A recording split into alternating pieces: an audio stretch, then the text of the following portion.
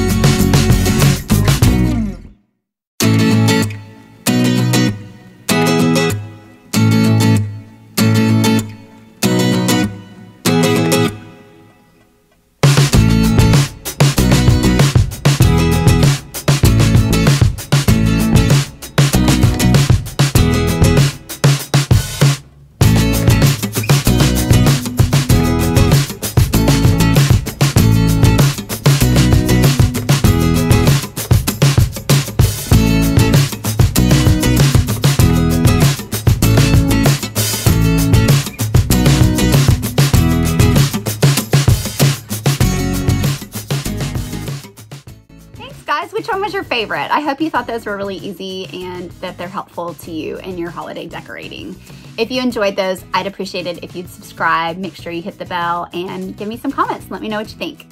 We'll see you next time. Bye.